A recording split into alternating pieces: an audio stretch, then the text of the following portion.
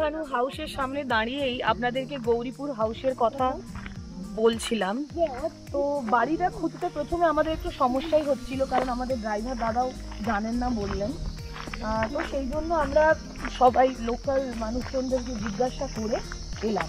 আপনাদের যদি রোডটা খুঁজতে প্রবলেম হয় আমাদেরকে একটু জানিয়ে দিই যে খুঁজবেন গভর্নমেন্ট পলিটেকনিক কলেজটা কোথায়, মানে কালিম্পং গভর্নমেন্ট পলিটেকনিক কলেজের একদম পাশেই কিন্তু এই গৌরীপুর হাউস।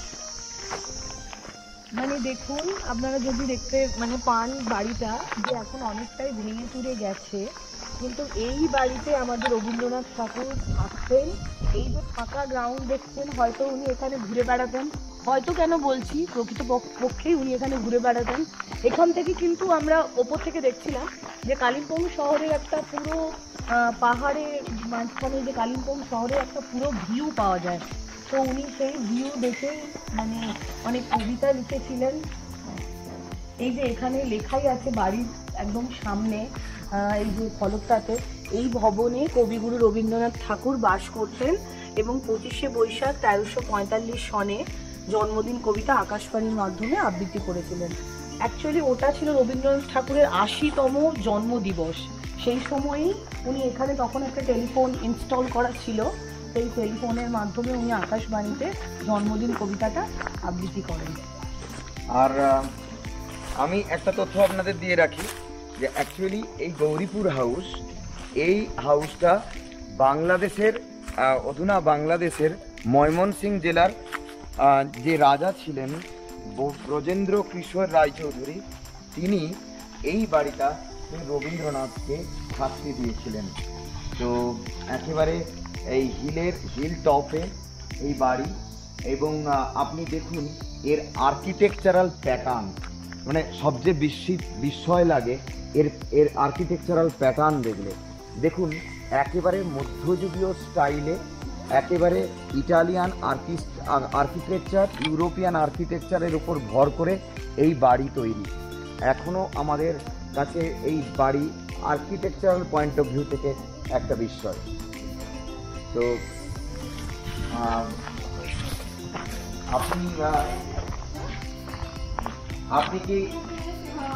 आप यहाँ पर रहते हैं? ओहो, अभी ये तो वो जो गौरीपुर हाउस है, रविंद्रनाथ टैगोर का हाउस है, रविंद्रनाथ टैगोर का हाउस है, उसका खुद का हाउस है। और वो जो राजा थे ब्रजेंद्र किशोर रायचौधरी, उन्होंने गिफ्ट किया था। उन लोग के साथ में आते थे, बैठते थे इधर में आकर जन्मदिन का वो ऊपर में जहाँ पर रूम है वहाँ पर बैठकर किया था। आकाशवाणी से डायरेक्ट टेलीकास्ट हुआ था, उधर बैठ के। ये कॉकटेल के पीछे वाला इधर, इसी रूम के ऊपर में उसका रूम है, इसी रूम के ऊपर। आप थोड़ा हमको दिखा सकते हैं? ঠিক আছে, থ্যাংক ইউ। তো আপনারা আসুন। তো যেখানে ভূতের ভয় সিনেমাটা দেখেছেন, মানে ভূতেরই সিনেমা, ঘোস্ট স্টোরির উপর বেস করে, তো দেখুন এই যে রুমটা, এখানেই কিন্তু ওই সিনেমা শুটিং হয়েছিল। মানে একদম ফাঁকা, গমগমের আওয়াজ হচ্ছে। জিজ্ঞাসা করে বাবু, জিজ্ঞাসা আরে এখানে শুটিং হয়েছিল, ভূত নেই না, শুটিং সিনেমা।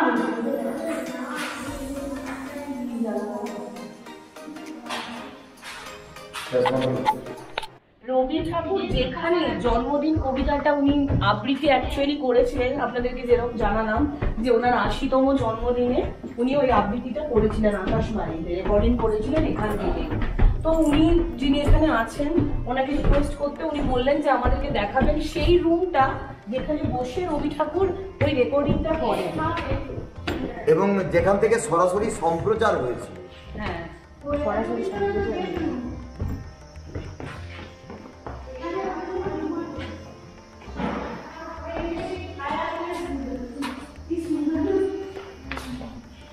এখন আমরা দাঁড়িয়ে আছি কবির বেডরুম, মানে ওনার শয়ন কক্ষ। আমি একটা জিনিস পয়েন্ট আউট করার চেষ্টা করবো। আপনাদের বলেছিলাম না যে একেবারে ইউরোপিয়ান স্টাইল অফ আর্কিটেকচার। এই যে দেখুন ফায়ার প্লেসের যে কনসেপ্ট, একেবারে রুমের মধ্যেই ফায়ার প্লেসের কনসেপ্ট, আর এয়ার কন্ডিশন হিসাবে এই ওপরে এই এদিক থেকে দেখালে সবচেয়ে বেটার হয়। এই যে এয়ার কন্ডিশন হিসেবে এবং আলো আসার জায়গা হিসেবে এই যে স্ট্রাকচার, এক অদ্ভুত স্ট্রাকচার যেটা আমরা মধ্যযুগে এবং এখন আমরা ইউরোপিয়ান স্ট্রাকচারের মধ্যে পাই।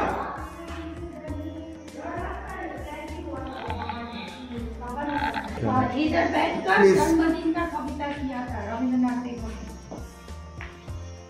आप यहाँ पर रहते हैं, हाँ, मैं तो आपको इस हाउस में डर नहीं लगता? नहीं, मेरा जन्म इसी शहर में हुआ है। हाँ, इसी स्थान का नीचे जहाँ पे मेरा मम्मी पापा केयरटेकर करता था ना, हाँ। उधर नीचे रहता था, हाँ। नीचे हुआ था। अच्छा इसी अच्छा। उनके नीचे। ओह। तो आपकी मम्मी पापा अगर टेगोर हाँ, टैगोर को देखा था, मेरा मम्मी ने देखा था, लेकिन मेरा मम्मी 7 साल के टाइम में शादी होकर पापा के साथ में आए। पापा कॉलेज पढ़ता था, हाँ, इसी लैंड ऑनर ने पढ़ाया था कॉलेज तक।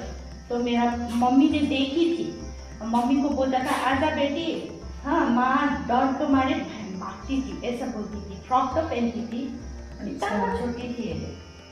आप बोलते हैं और हमारा हम जब ये सब बातें सुनते हैं हमारा ये जो रोम खड़ा होता है कि ऐसा वाला फीलिंग्स आपका है कि आपके मम्मी रविंद्रनाथ टैगोर को देखा, उसको बेटी कहता था, वो हमारे लिए गॉड है ना। एक्चुअली हमारे लिए बंगाली के लिए वो तो रियली भगवान जैसा है। वो नहीं, हम लोग का नेपाली में अभी रवि और है ना भानुभक्त आचार्य, कवि फर्स्ट कवि, लेकिन कोई मानता नहीं इतना।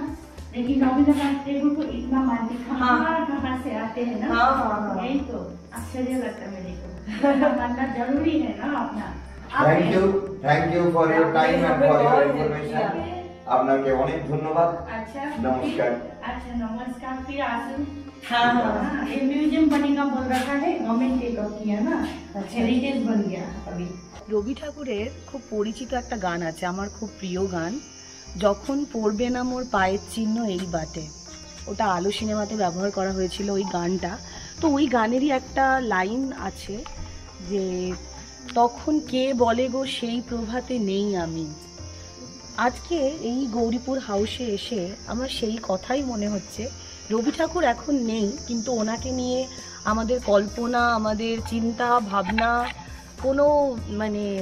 কোনো থেমে থাকছে না। সব সময় আমরা আমাদের কল্পনার সীমা পরিসীমা নেই ওনাকে নিয়ে। তো আমার কেন জানি না এই গৌরীপুর হাউসে এসে মনে হচ্ছে যেন এই লনে রবি ঠাকুর বসতেন। উনি যখন একটু বয়স হয়ে গিয়েছিল, ওনার লম্বা সাদা দাড়ি ছিল, উনি লম্বা ঝুলের যে পোশাকটা পরতেন, মনে হচ্ছে উনি এইখানেই হেঁটে চলে বেড়াতেন। আমরা যদি সেই সময় থাকতাম ওনাকে হয়তো এইভাবেই দেখতে পেতাম। তখন এখানে এই পলিটেকনিক কলেজটা ছিল না, এটা রিসেন্ট প্রায় 1-2 বছর আগে হয়েছে। তো এখান থেকে কালিম্পংয়ের একটা পুরো শহরের ভিউ পাওয়া যেত। উনি এখানে বিকেলে বসতেন, দেখতেন, কবিতা লিখতেন। এই যে গাছগুলো, এগুলোকে বলা হয় কপুর গাছ। তো আমি জানি না ঠিক এই গাছগুলো আমাদের ওদিকে তো হয় না। তো আমি জানতে পারলাম যে উনি এই গাছগুলো এখানে নিজের হাতে লাগিয়েছিলেন। ওনার খুব প্রিয় জায়গা ছিল এটা। আর এইখানে আমার শুধু এটাই মনে হচ্ছে যে রবি ঠাকুর এখানে বসতেন এবং কবিতা লিখতেন। আর আমরা ভাগ্যবান যে আমরা আজকে দাঁড়িয়ে রয়েছি সেই গৌরীপুর হাউসে। আমরা আগেও গিয়েছিলাম যখন বিদ্যাসাগরের বাড়িতে, যে মেদিনীপুরের বীরসিংহে, তো সেই বা শরৎচন্দ্রের বাড়িতেও গেছিলাম। সেইখানে ফিলিংও অসাধারণ ছিল। তবে এই বাড়ি আমাদের রবি ঠাকুরের, আমাদের কবিগুরুর বাড়ি, ফলে আমাদের ফিলিংস আমি ভাষায় প্রকাশ করতে পারবো না। আমরা এসেছিলাম গৌরীপুর হাউসে। তো এখানে ভিজিটার্স একটা রেজিস্টার রয়েছে, আমরা আমাদের নাম রেজিস্টার করেছি, আমরা কোথা থেকে এসেছি, আর আমাদের কমেন্ট আছে। তো কমেন্টটা আমি একটু জানাতে চাই আমরা কি কমেন্ট করেছি। দেখুন, আমাদের এখানে এসে গৌরীপুর হাউসে এসে আমাদের ভীষণ ভালো লেগেছে, একেবারে রোম খাড়া করা অনুভূতি, এই বিষয়ে কোনো সন্দেহ নেই।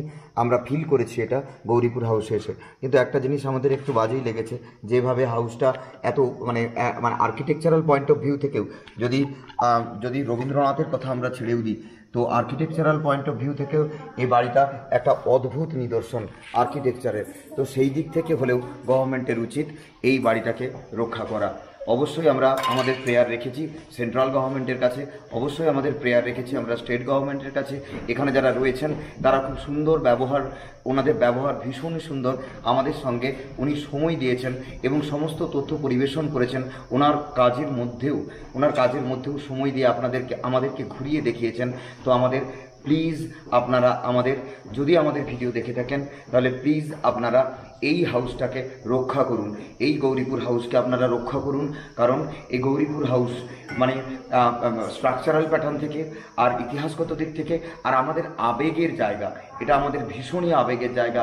রবি ঠাকুরের কথা মনে হলে আমাদের ভগবান ছাড়া আর কিছু মনে হয়। সেই ভগবানের বাসস্থান যেখানে তিনি ছিলেন 3 বছর 1938 থেকে 1940 সালের মধ্যে তিনি 3-4 বার এখানে এসেছিলেন। তো সেই হাউস থেকে, যেখান থেকে আকাশবাণীতে সরাসরি রেকর্ডিং হয়েছে, সেই হাউসকে রক্ষা করার দায়িত্ব আপনাদের। আপনারা রক্ষা করুন, আমরা শুধুমাত্রই প্রার্থনা করতে পারি। ধন্যবাদ। আমরা এখন রয়েছি কালিম্পংয়ের অন্যতম এক সেরা ঠিকানা, tourist destination doctor Graham's homes Kalimpong. Private property, এটা লেখা আছে ডক্টর গ্রাহামেরই এই প্রপার্টি ছিল এবং ডক্টর গ্রাহামের নামেই এই প্রপার্টি এখনো পর্যন্ত রয়েছে। আমরা জানি যে মিস্টার অ্যান্ড মিসেস গ্রাহাম এখানে বসবাস করতেন এবং পরবর্তীকালে চিলড্রেনদের জন্য, বাচ্চাদের জন্য একটা স্কুল তৈরি করেন। আপনারা জেনে থাকবেন যে ভিক্টোরিয়ান পিরিয়ডে এই ধরনের স্কুলগুলোকে বলা হতো হোম, যেরকম ডক্টর স্ট্রং স্কুলস বলা হচ্ছে, কিন্তু অ্যাকচুয়ালি ওটা হোম। তো এই বাচ্চাদের জন্য এই ধরনের স্কুলগুলো তৈরি করা হয়েছিল। তো এখানে আপনারা দেখুন ডক্টর গ্রাহামস হোম এইরকম একটা জায়গাতে, এইরকম কালিম্পংয়ের ডেলো পাহাড়ের দিকে আমরা উঠছি। ডেলো পাহাড়ের দিকে এইরকম একটা জায়গাতে তিনি বেছে নিয়েছিলেন বাচ্চাদের, চিলড্রেনদের জন্য একটা স্কুলের।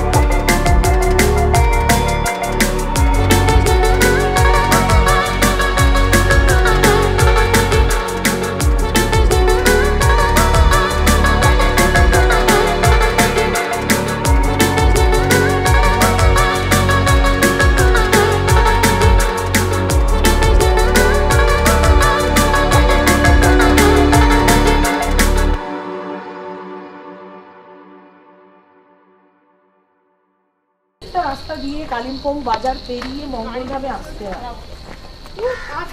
কিন্তু এখানে এলে মানে আপনারা বুঝতে পারবেন যে এই মঙ্গলধাম মিস করা একদমই কিন্তু উচিত নয়।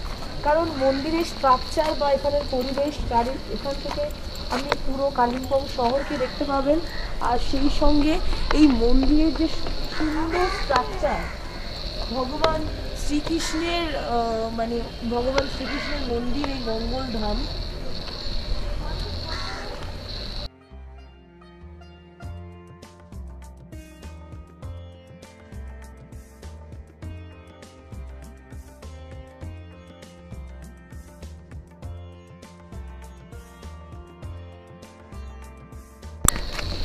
মন্দিরেরই উঠছি আমরা।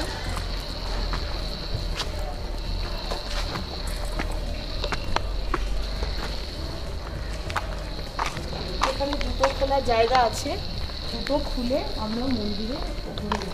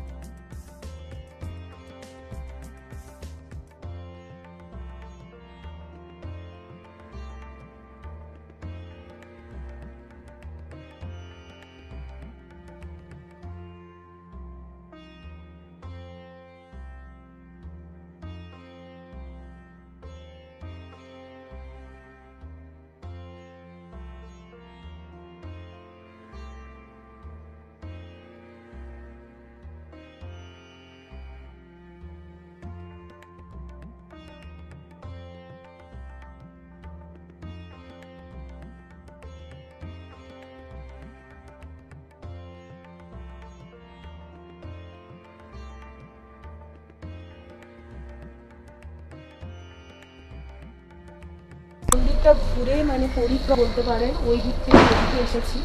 আর প্রবেশ পথ সামনেই পড়বে। আমরা আপনাদেরকে মন্দিরের ভেতরটাও দেখাবো। মন্দিরটা ভীষণ সুন্দর করে সাজানো, খুবই সুন্দর করে সাজানো হয়েছে মন্দিরটা।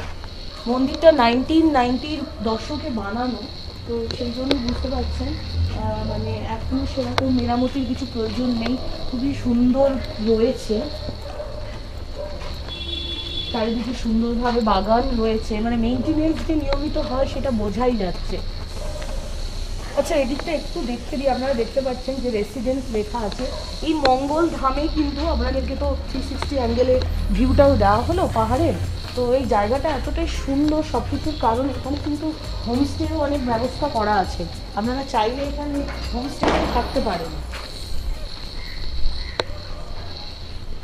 আসুন আপনাদেরকে আমরা মূল মন্দিরের ভেতরে প্রবেশ করাই।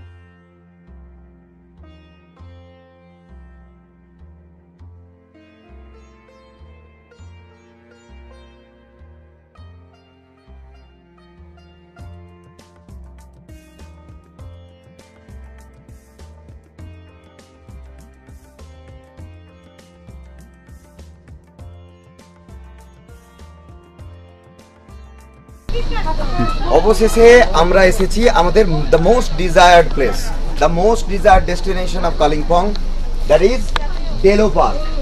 তো এই ডেলো পার্কের গেট দিয়ে আমরা প্রবেশ করব। সম্ভবত ডান দিকে টিকিট কাউন্টার রয়েছে, তো সেই টিকিট কাউন্টারের টিকিট কেটে আমরা আপনাদের নিয়ে চলেছি ডেলো পার্কে। কালিম্পং আসবেন আর ডেলো পার্কে আসবেন না, এ তো হয় না। তো আসুন, আমরাও এসেছি কালিম্পংয়ে, আমরাও এসেছি ডেলো পার্কে। তো আসুন, এখানে টিকিট কাউন্টারে আমরা টিকিট কেটে আমরা ঢুকে পড়ি पार्क भीतर। मैडम जी, हम तो 1 2 3 4 5 6 एडल्ट है और एक छोटा बच्चा है, तो कितना देना पड़ेगा? छोटा बच्चा को छोड़ दीजिए। हाँ, बड़े लोग को कर लीजिए। बड़े लोग को कितना? हाँ हाँ 6 जन है ना? हाँ हाँ 60 रुपए। तो हम आपको छुट्टा देते हैं। ঠান্ডা লাগছে না? এগুলো কুয়াশা নয়। ভালো লাগছে। লাগছে? বাবু তো ঠান্ডা লাগছে? না না। और এগুলো কুয়াশা নয় না। কি বলে? ধোঁয়া। ওগুলো ধোঁয়া? হ্যাঁ। চোদিক দিচ্ছে। Thank you. তো আমরা 10 টাকা প্রতিজন এই হিসেবে আমরা টিকিট কেটে, এই আমাদের টিকিট। এই যে ডেলো পার্ক, মেঘ এগিয়ে যাচ্ছে। আপনাদের মেঘ আপনারা যদি দেখতে পাচ্ছেন কিনা জানি না, মেঘগুলো ছুটে ছুটে যাচ্ছে এই পাহাড়ের দুই ফাঁকের মধ্য দিয়ে, গাছের মধ্য দিয়ে। তো আসুন, এই ডেলো পার্ক ওই উঁচুতে, এবং ওখানে সম্ভবত দ্যাটস দ্য টুরিস্ট লজ। ভীষণ সুন্দর একটা পার্ক। এখানে পাইন গাছগুলো ছোট ছোট, মনে হচ্ছে পাইন গাছে আমরা উঠেও পড়তে পারবো। যাই হোক, সেই চেষ্টা আমরা করবো না। তো দেখুন, একেবারে মন খোলা, প্রাণ খোলা ব্যাপার স্যাপার এই ডেলো পার্কে, যে ডেলো পার্ক। এবং দেখুন, ওইখানে রয়েছে সেই ব্যাজিং, সেই logo, I love Kalimpong, we really love Kalimpong. So কালিম্পংয়ে আমরা এখন ডেলো পার্কে, আর ডেলো পার্কে আমরা এদিক ওদিক ঘুরে বেড়াচ্ছি বাঁধন ছাড়া। কোনো ডক্টর গ্রাহাম সোমে গেছিলাম, ওখানে আমরা রেস্ট্রিক্টেড ছিলাম, কিন্তু এখানে there is no restriction left and we are free to move everywhere on this Delo Park.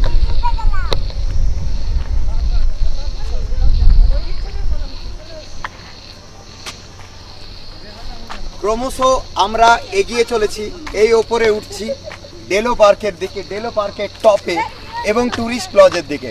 আসুন, আপনাদের ডেলো পার্ক আমরা একেবারে ঘুরিয়ে, প্রত্যেকটা কোণা আমরা ঘুরিয়ে আপনাদের দেখাবো। আমরাও ভীষণ উচ্ছ্বসিত, আপনারাও দেখুন, আপনাদেরও ভালো লাগবে। আর যখনই কালিম্পং আসবেন, তো তখন অবশ্যই অবশ্যই অবশ্যই আপনারা ডেলো পার্কে আসবেন, কি তাই তো? এই দেখুন, এক ঝাঁক মেঘ হঠাৎ করে ওই পাইন জঙ্গলের মধ্য থেকে বেরিয়ে ওরা যেন এদিক ওদিক পার্কে বাঁধন ছাড়াভাবে ঘুরে বেড়াচ্ছে।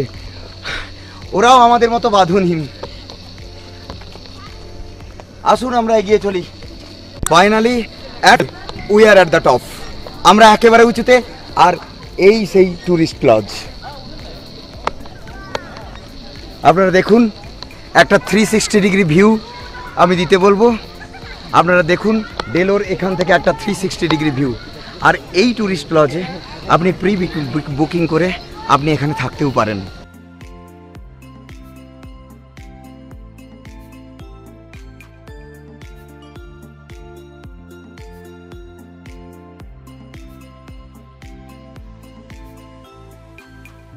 দেখুন, ডেলো পার্কের বিশেষত্ব এটাই যে এখানে এলে আপনার বড় থেকে বাচ্চা সবার ভালো লাগবে। বড়দের তো এখানে এই খোলামেলা জায়গায় ঘুরতে ফিরতে ভীষণ ভালো লাগবে। আর এই যে ছোটদের জন্য দেখুন, সুন্দর পার্ক রয়েছে, এখানে স্লিপার রয়েছে, ওখানে ওরা জাম্প করতে পারবে, মানে বাচ্চাদেরও ভীষণ ভালো লাগবে এখানে।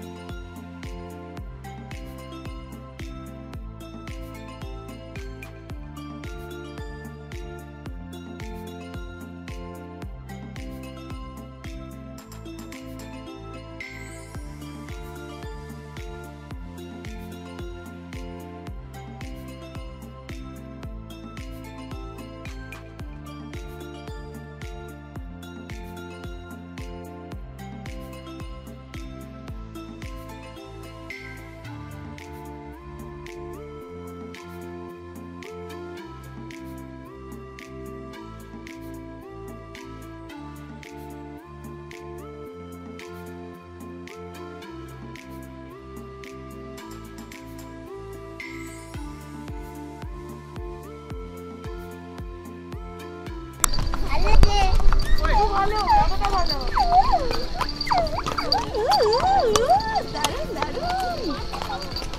হেভি লাগছে, দারুণ বাবু, হেভি লাগছে। ডেলো পার্ক থেকে বেরিয়ে হনুমান টক যাওয়ার পথেই কিন্তু পড়বে বুদ্ধ পার্ক। একদম রাস্তা মানে যে রাস্তা দিয়ে আপনি যাবেন সেই রাস্তার সাইডেই বাম দিকেই আপনি এই বুদ্ধ পার্ক দেখতে পারবেন।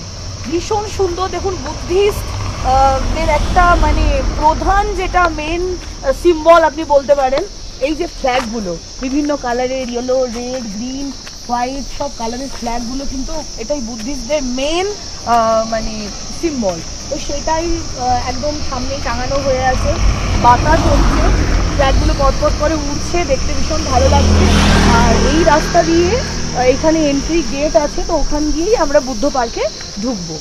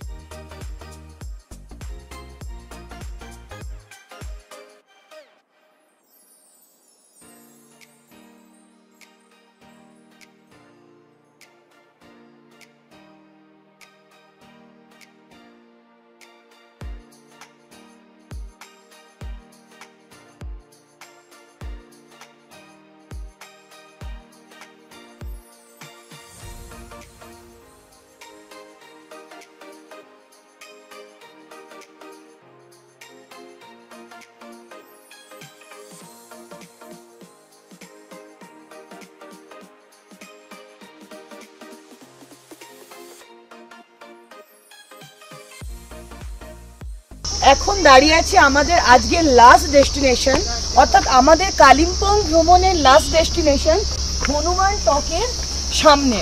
আপনাদেরকে এই সিঁড়ি পথ দিয়ে, একটু খাড়াই পথ, এই পথ দিয়ে এগিয়ে যেতে হবে। আর দূর থেকে যদি আপনারা দেখতে পান, দেখুন দেখা যাচ্ছে কিন্তু হনুমান টক। এই পথেই সামনে এগিয়ে যেতে হবে আমাদেরকে। আমরা এখন উঠছি সেই বীর বিক্রম পরাক্রমশালী হনুমানজি, পবনপুত্র হনুমানজির মন্দিরের দিকে।